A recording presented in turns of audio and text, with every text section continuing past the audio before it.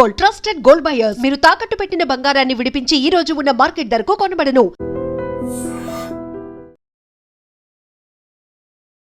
Recent గా వరుస దొంగతనాలు భయభ్రాంతులు చేస్తున్నాయి ప్రజల్ని. ఎందుకంటే ఒంటరి మహిళల్ని టార్గెట్ చేస్తూ కొంతమంది దొంగలైతే మాత్రం చెలరేగిపోతున్నారని చెప్పుకోవచ్చు. రీసెంట్ గా విశాఖపట్నం జిల్లా ఆర్లవలో జరిగిన ఒక సంఘటన అందరినీ ఉలిక్కి పడేలా చేసింది. ఒంటరిగా నివసిస్తున్నటువంటి లక్ష్మి అనే మహిళ, అదే వారి హస్బెండ్ కూడా డ్యూటీకి వెళ్ళిన తర్వాత ఎవరూ లేని సమయంలో ఒక దొంగతనంకి వచ్చిన వ్యక్తి బంగారాన్ని, నగదుని దోచుకోవడమే కాకుండా ఆమెను కిరాతకంగా హత్య చేయడంతో ఒక్కసారిగా షాక్ గురైన పరిస్థితి ఇక్కడ గ్రామస్తులంతా కూడా. సో దీనికి సంబంధించిన డీటెయిల్స్ అయితే మాత్రం కుటుంబ సభ్యులు ఉన్నారు, వారితో మాట్లాడదాం. ప్రస్తుతం మనమైతే ఎక్కడైతే నిందితుడు హత్య చేశాడో ఆ ఏరియాలోనే ఉన్నాం. ఎవరైతే మృతురాలు లక్ష్మి ఉన్నారో ఆమె నివసించినటువంటి గతంలో ఆ ఇంట్లోనే ఉన్నాము, మాట్లాడదాం. ఒంటరిగా భర్త హస్బెండ్ డ్యూటీకి వెళ్ళిపోయిన తర్వాత ఇంట్లో పనులు ముగించుకొని చాలా యాక్టివ్ గా ఉంటారు మీ అత్తయ్య గారు అనుకుంటా. ఆమె యాక్ట్ చిట్టీలు వేయడం కానీ, అందరితో ఏదైనా ఫంక్షన్ అయినా కలివిడిగా ఉండడం కానీ, సో అలాంటి వ్యక్తిని టార్గెట్ చేస్తూ హత్య చేయడమే కాకుండా బంగారం దోచుకు వెళ్ళిపోవడం అంటే బంగారం ఇవ్వాలి కాకపోతే రేపుకుంటాం, కానీ అదే ప్రాణాలను కూడా తీసుకెళ్ళిపోయినంత కిరాతకం గురించి అసలు ఏంటి సార్ ఆ రోజు ఏం జరిగింది? ఆ రోజమ్మా మార్నింగ్ 8:30, 8 కల్లా మా మావయ్య గారు డ్యూటీకి వెళ్ళిపోయారమ్మా. పైన రెంట్కి ఒక అబ్బాయి ఉంటాడు, తను కూడా లేట్గా వెళ్ళారు. ఆ రోజు 10:30, 10, 12 అలాగే వెళ్ళారు. వెళ్ళిన టైంలోని అతను 2 టైమ్స్ అట్నుంచి ఇటు, ఇటు నుంచి అటు 2 టైమ్స్ అబ్జర్వ్ చేశాడు. వీధిలోకి వచ్చి అబ్జర్వ్ చేసి చూసుకొని కామ్గా లోపలికి వచ్చారమ్మా. వచ్చేసి సడన్గా అక్కడి నుంచి ఏం జరిగిందో 10:43కి మా మావయ్య గారు మా అత్తయ్య తాతని మాట్లాడారు. అక్కడితో లాస్ట్ కాల్. దాని తర్వాత మా వైఫ్ 1:30కి వీడియో కాల్ చేశారు. లిఫ్ట్ చేయలేదంటే పడుకున్నారేమో, రెస్ట్ తీసుకుంటున్నారేమో, ఈవినింగ్ ఫోన్ చేస్తారని. ఎవ్రీడే అలాగే ఉంటుంది వాళ్ళకి, పిల్లలతో వీడియో కాల్ మాట్లాడుకుని చేస్తున్నారు. అయితే చేస్తే రిటర్న్ కాల్ చేయలేదని చెప్పి ఆ నెక్స్ట్ డే 12న మా వైఫ్ బర్త్డే అయితే మేము షాపింగ్కి వెళ్ళాం. మా బాబు మా వైఫ్ వెళ్తే షాపింగ్కి వెళ్తే ఇంతలోపటికి మా మావయ్య గారు డ్యూటీ నుంచి 4:45, 6 లోపు డ్యూటీ నుంచి ఇంటికి వచ్చారు. అప్పటికి డైలీ ఫోన్ చేసుకుంటారు. భోజనంకి వస్తారని చెప్తే అడిగితే మా మావయ్య గారు రాను, నేను ఆఫీస్ వర్క్ ఉంది, నేను ఇక్కడే తినేస్తానని చెప్పేశారు. అయిపోయింది. ఇనఫ్ 5:30కి అలాగా ఆఫీస్ నుంచి వస్తే ఇంట్లోని ఇలా జరిగిందమ్మా. అంటే సీసీ కెమెరాస్ కూడా ఉన్నాయి, అది కూడా పొద్దున్న సమయంలో. ఎందుకంటే పైకి మెట్టెలెక్కి రావడానికి అంత సాహసించడం అంటే ప్లాంట్ గానే జరిగిందంటారు. అది ఎలా జరిగిందో మాకే తెలియట్లేదు. మా అత్తయ్య గారికి వేరే నంబర్ నుంచి వేరే వాళ్ళతో ఫోన్ చేశారంట. వాళ్ళు ఫోన్ చేసి ఇంటికి వచ్చి 2 టైమ్స్ అబ్జర్వ్ చేసుకుని డైరెక్ట్గా ఇంటికి వచ్చి ఇక్కడికి వచ్చిన తర్వాత ఏం జరిగిందో ఆ పాపం పుణ్యం మాకు తెలియదు అసలు. అక్కడ మా మావయ్య గారు ఇంట్లోకి వచ్చిన తర్వాత మాకు ఫోన్ చేస్తే గానీ ఆ విషయం మాకు తెలియదు. ఇది విషాదకర సంఘటన. అంటే గోల్డ్ కూడా పెద్ద మొత్తంలోనే పోయింది. ఆ గోల్డ్ తెంపుకెళ్లిన క్రమంలోనే చెవులు అవి తెంపేయడం, అదే విధంగా మెడలో పుస్తలు అవన్నీ లాగేయడం, అంతేకాకుండా బీరువాలో క్యాష్ కూడా పోయింది అంటున్నారు. అసలు ఎంత మేర క్యాష్ పోయిందండి? గోల్డ్ అంటే ఎంత సుమారు? ఒక 5 lakhs దాకా పోయిందమ్మా.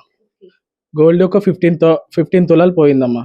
మాకు గోల్డ్ కాదు, క్యాష్ కాదు, మాకు మనిషి పోయారు కదా. మాకు కావాల్సిన మనిషి. ఇప్పుడు ఈ రోజు కాకపోయినా రేపైనా సంపాదించుకోవచ్చు. మాకు ఎలాగైనా వస్తుంది గోల్డ్. ఇంత సంపాదించుకున్న తర్వాత సంపాదించుకోలేమా? మాకు మనిషి తిరిగి వస్తారా? అలాంటి పరిస్థితి వాళ్ళ ఇంట్లో కూడా వాళ్ళకి జరిగితే ఆ బాధ అనేది వాళ్ళకి తెలియాలి. మేము ఎంత బాధపడుతున్నామో, ఎంత సఫర్ అవుతున్నామో, మా ఫ్యామిలీలోని ఇంత చిన్న పిల్లలతోనే ఎంతమంది ఉన్నాం కదా. మా ఇంట్లో నెక్స్ట్ పొజిషన్ ఏంటి, మా కోసం ఆలోచించే వాళ్ళు కూడా ఉండాలి కదమ్మా. ఒక నిండు కుటుంబం, మనవళ్ళు మనవరాళ్ళతోటి, పిల్లలతోటి, కొడుకుతో, కూతురుతో ఒక పండగ వచ్చిందంటే ఒక సందడి వాతావరణంలో ఉండేది. అలాంటిది ఒక్కసారి పెద్ద దిక్కైనటువంటి లక్ష్మి గారు లేపడం అత్యంత బాధాకరమనే చెప్పుకోవచ్చు. గారు అసలు ఆ రోజు జరిగిన దానికి షాక్. నిజంగా గ్రామస్తులే కాదు, కుటుంబం మొత్తం అంతా కూడా షాక్. ఏంటంటే దొంగతనం నైట్ టైం జరగడం సహజం, అలాంటిది పొద్దున్న ప్రీ ప్లాన్డ్ గా వచ్చింటే కనీసం ఆవిడ ఆ ప్రాణాలని నిలబెట్టుకోవడం కోసం ఒక అరుపులు గాని ఏవో ఒకటి చేస్తుంటారు కదా, కనీసం ఎవ్వరూ వినలేదు ఆ సమయంలో. మేడం, మేము ప్రెజెంట్ అత్తయ్య వాళ్ళతో ఉండట్లేదు. మా ఆయన బిజినెస్ వల్ల కార్లు పెట్టుకుని పార్కింగ్ ఇబ్బంది అవుతుందని మేము మా హస్బెండ్ మా బాబు కలిపి వేరేగా శ్రీకాంత్ నగర్ లో రెంట్కుంటున్నాం. అందువల్ల సో మాకు తెలియదు మేడం. అంటే సో మేడం, అంటే పైకి ఎవరైనా ఒక అనుమానాస్పదంగా ఎవరైనా వ్యక్తి వచ్చినట్టయితే లేదు, 2 రోజుల ముందు తిరగడం గానీ, ఇక్కడ రెక్కి నిర్వహించడం గానీ అదంతా చేస్తారు కదా. చుట్టుపక్కల అంటే పక్కనుండే వాళ్ళు, అది కూడా మార్నింగ్ టైం కాబట్టి ఎవరు గమనించలేదు. అబ్జర్వేషన్ చేసిందేమో అనుకుంటున్నాం అమ్మా. ఇది సడన్ గా చేసింది అయితే కాదు. 1 డే బిఫోర్ మా అత్తయ్య గారు బ్యాంక్ వెళ్ళి క్యాష్ విత్డ్రాల్ చేశారమ్మా. దాని తర్వాత నెక్స్ట్ డే చీటీ అమౌంట్ అంటే వాళ్ళకి సెటిల్మెంట్ చేసి అప్పచెప్పాలని నెక్స్ట్ డేనే ఇలా జరిగిందమ్మా. అసలు మేడం అంటే లక్ష్మి గారు చాలా యాక్టివ్ గా చిట్టీలే కాదు, ఏదైనా ఫ్యామిలీలో ఒకేషన్ అయితే అసలు మేడమే పెద్ద దిక్కు అనేటట్టు ఉంటారు. సో గబుక్కుమని మీరు కూడా రావాలన్న అత్తయ్య గారు అనుకుని, కానీ ఇప్పుడు లేని పరిస్థితి. సో ఇలా వేరే ఒకరి కుటుంబంలో జరగకూడదు అంటే అలర్ట్ గా ఉండాలి. దేనివల్ల అంటారు సార్? బంగారం గురించి దొంగతనం జరిగింది అంటారా, లేదంటే ఇంకా వేరే ఏదైనా కక్ష పెట్టుకొని చేశారంటారా? అసలు మీ అనుమానం ఏ కోణంలో ఉంది? అదే మాకు అర్థం కావట్లేదమ్మా. ఏ విషయంలో ఎలా జరిగిందో కూడా మాకు తెలియట్లే. అసలు అలా గొడవాడే వాళ్ళైతే ఈ ఇన్ని సంవత్సరాలు మనం ఇలా బతకలేము, ఈ ఇంట్లో కూడా ఉండలేము మనం. అది మీకు తెలిసిందే. ఎన్ని సంవత్సరాలు బట్టి ఉంటున్నామో ఈ వీధిలో వాళ్ళు అడిగినా, బయట ప్రపంచంలో ఎవరు అడిగినా చెప్తారు ఈ మనిషి ఎలాంటిదా అని. చిట్టీలకి సంబంధించి కూడా అంటే ఎంత కరెక్ట్ గా మేనేజ్ చేసుకున్నప్పుడు కూడా చిట్టీలకి సంబంధించి కూడా లేడీస్ కదా ఎక్కడో దగ్గర గొడవలు అవుతుంది. అలాంటిది ఏమైనా గమనించారా? ఇది చీటీలు వేశారని చెప్తే అలాగని ఇందులోని ఫ్యామిలీ మెంబర్స్ తప్పించి అవుటర్స్ ఎవరు ఉండరమ్మా. ఓన్లీ ఫ్యామిలీ మెంబర్స్, ఓన్లీ ఎవరైతే పర్ఫెక్ట్ గా మా ఫ్యామిలీ వాళ్ళు నమ్ముతారో వాళ్ళే వేయిస్తారు. అది కూడా ఫ్యామిలీ మెంబర్స్ కరెక్ట్ కడతానంటేనే వాళ్ళే వేయిస్తారు. అంత మించి థర్డ్ పర్సన్ అనేది ఈ చీటీలోని ఎంతమంది ఉంటారో వాళ్ళందరినీ కలెక్ట్ చేసుకున్నా మీరు ఎవరు అడిగినా వాళ్ళు మా ఫ్యామిలీ వాళ్ళనే మీకు తెలుస్తుంది. అందులోని బయట అవుటర్స్ వీళ్ళకి మనం అమౌంట్ ఇవ్వలేదని చెప్పి గొడవలు అలాంటివి ఏమీ లేవు. మీరు ఎంత ఎంక్వైరీ చేసుకున్నా మాకు నో ప్రాబ్లం. ఎస్, నిజంగా జరిగిన సంఘటన ఎవరు కూడా ఇది తీర్చలేనిది. ఒక పెద్ద దిక్కును కోల్పోవడం అంటే చిన్న విషయం కాదు. అది కూడా డబ్బు బంగారం పోయిందంటే అది వేరేలా ఉన్ను. దొంగతనం చేసిన వాడు వస్తాదో రాదో, కానీ ఒక నిండు ప్రాణాన్ని బలి తీసుకున్నాడు అతి కిరాతకంగా. ప్రాణం కోసం ఆవిడ ఎంత పెనుగులాట జరిగిందో ఆ రోజైతే మాత్రం దేవుడిని ఎంత కోరుకుందో తెలియదు, కానీ ఇంట్లో విషాదం నిలిపిందనే చెప్పుకోవాలి. సో మాకంటూ ఎవరు శత్రువులు లేరు, కానీ ఎందుకు ఇలా చేశారో కూడా మాకు అంత చిక్కడం లేదు.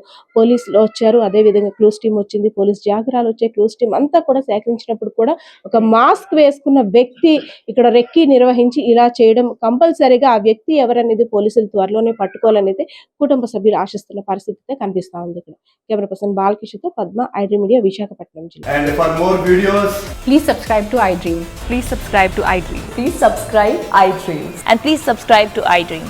For more videos, subscribe to iDream. please like, share and subscribe to the channel. Congratulations, iDream. Subscribe to iDream. Subscribe to iDream. So subscribe to iDream Media. iDream की iDream team अंदर की huge congratulations. Please subscribe iDream Media. Please subscribe to iDream.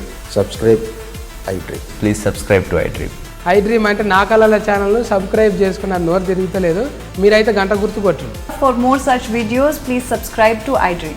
Subscribe to iDream. Please subscribe to iDream. Please subscribe iDream Media. Please do subscribe to iDream. Please subscribe to iDream Media. For best entertainment and information, please subscribe iDream. And don't forget to subscribe to iDream.